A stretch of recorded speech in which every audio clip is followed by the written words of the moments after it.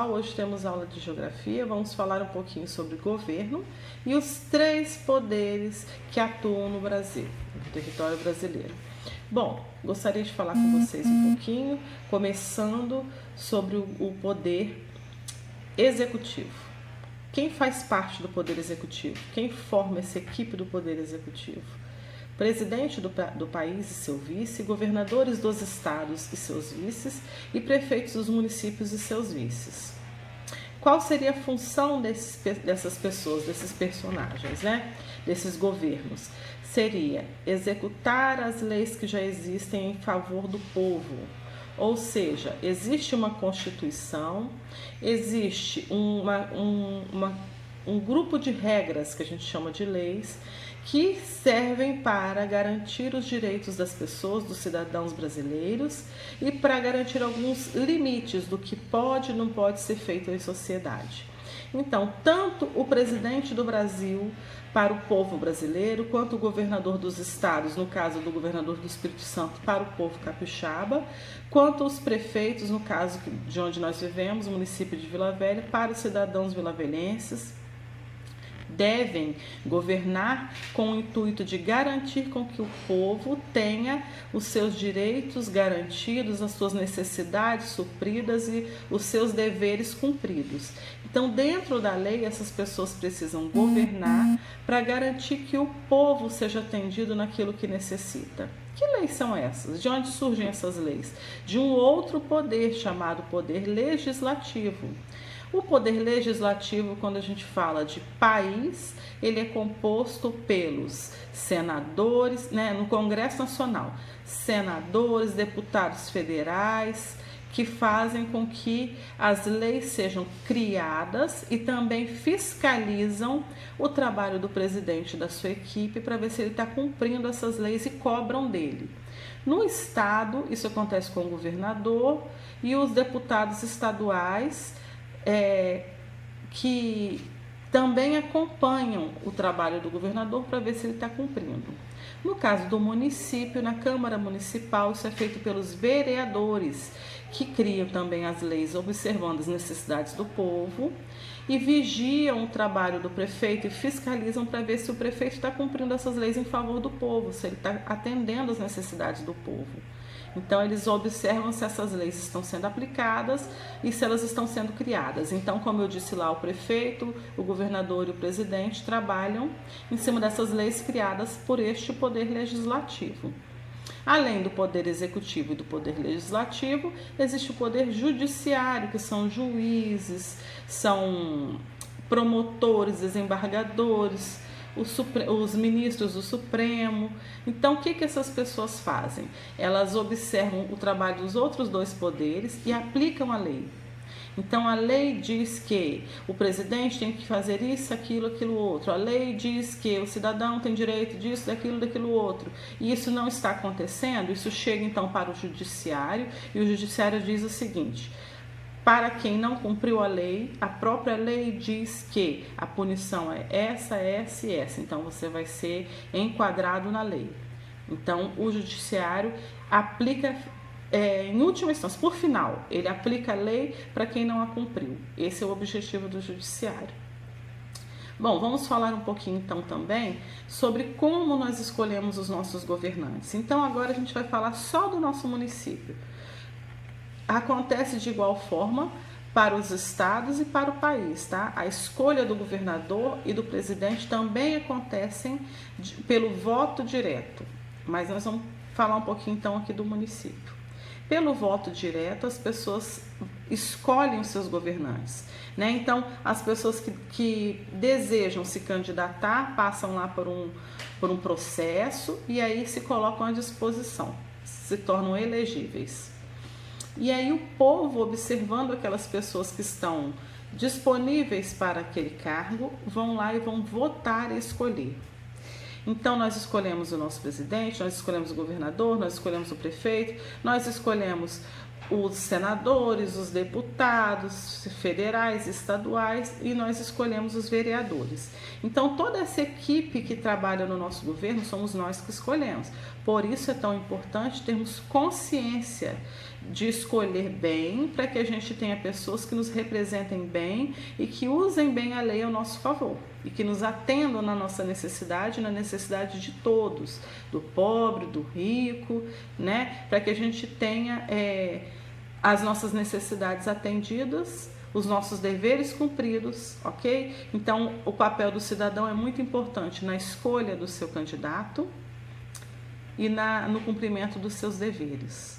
E também buscando os seus direitos. Como que acontece esse voto? O voto é direto, nem sempre foi assim. Houve um tempo no Brasil em que o cidadão não escolhia os seus representantes políticos, era imposto, algum rico, grande dono de terra ia lá, escolhia como ia ser feito e a gente tinha que aceitar. Hoje, não, depois de muita luta, não é mais assim. E também o papel das mulheres na sociedade. A mulher começou a votar muito depois do homem. Muito depois do que o homem adquiriu o direito do voto, a mulher conquistou isso. Foi por muita luta, foi por muito sacrifício, porque antigamente a mulher ela era dependente do homem, então ela não podia ter uma opinião própria, ela precisava de ser a sombra do homem que a sustentava. Então hoje a mulher conseguiu também o direito ao voto, assim como a concorrer aos cargos públicos. Nós já tivemos uma presidenta, a gente tem representantes de governo mulher. Como que funciona para votar? Existe um documento que precisa de ser feito por todo cidadão brasileiro entre 18 e 70 anos, que chama título de eleitor. No cartório eleitoral, esse cidadão vai fazer esse documento e ele vai poder votar e ele é obrigado a exercer o voto entre os 18 e 70 anos. Mas ele já pode votar quando ele tiver 16 anos, de 16 a 18 anos, ele já pode votar, mas ele ainda não é obrigado, ok? Assim como a partir de 70 anos, ele também não é mais obrigado, ele ainda pode votar, mas não é mais obrigado. E o que acontece se esse cidadão não vota? Ele tem uma punição.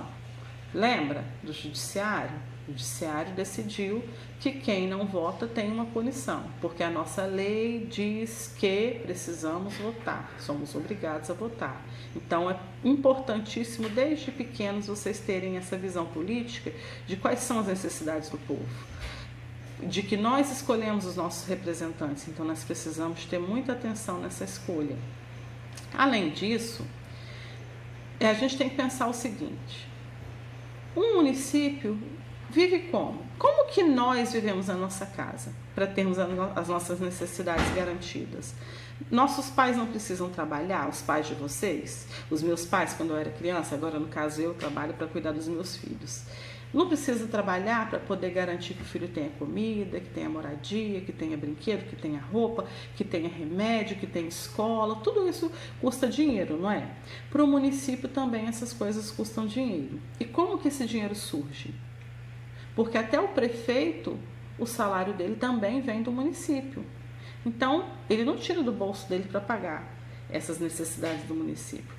Como que esse dinheiro é gerado? Esse dinheiro é gerado através de impostos e taxas. Eu não sei se você já viu, mas na continha, por exemplo, eu tenho uma continha de luz que estava por aqui, ó. Vou até mostrar para vocês. Taxas, taxas, taxas, taxas. Eu consumi uma quantidade de energia elétrica. Vem quase o dobro. Porque uma grande parte do que vem na conta, por exemplo, se eu consumir R$100, eu vou pagar quase 200, porque o restante é taxa e imposto. Essas taxas e impostos são necessários numa sociedade. A nossa sociedade exagera na quantidade de taxas e impostos, mas os impostos são necessários, porque esse dinheiro do imposto vai para o governo e o governo vai usar esse dinheiro para fazer as benfeitorias e atender as necessidades que nós temos como população, né, como sociedade. Então, o dinheiro que faz a pracinha, o dinheiro que constrói os hospitais, o dinheiro que constrói escolas, o dinheiro que bota asfalto, o dinheiro que faz iluminação pública, o dinheiro que paga policiais, o dinheiro que paga coletor de lixo, que compra o caminhão para coletar o lixo. Todo esse dinheiro vem dos impostos.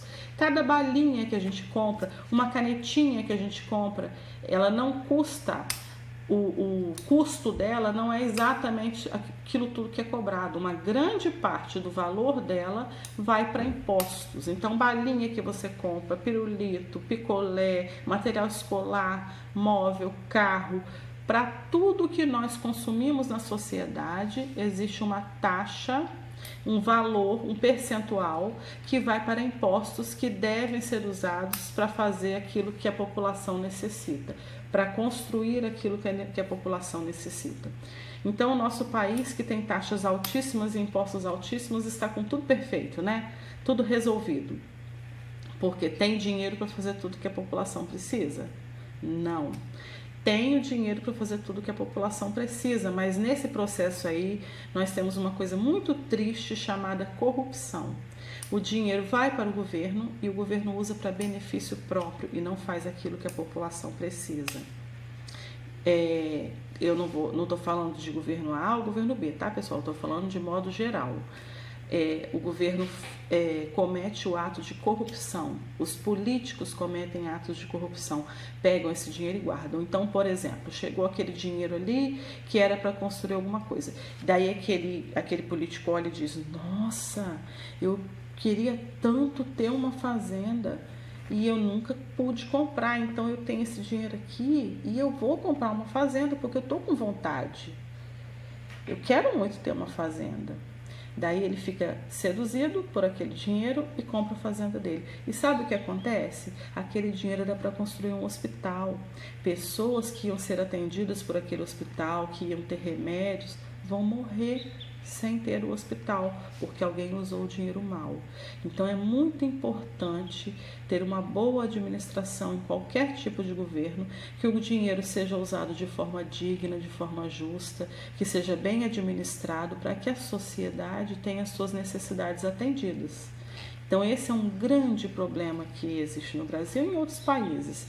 A corrupção que usa mal, que faz uma má administração do dinheiro que tem.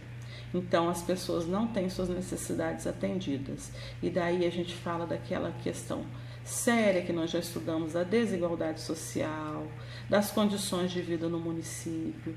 Então, o município de Vila Velha hoje não tem boas condições de vida por causa também da administração, da má administração, não só desse prefeito, tá? Mas de um histórico que vem acontecendo de prefeitos, de governadores, de vereadores e de representantes do governo, tá? Não fazem só coisas ruins, também fazem coisas boas, muitos acertam em muitas coisas, mas quando acontece esse tipo de erro, isso é muito grave, isso prejudica a população de uma forma muito grave.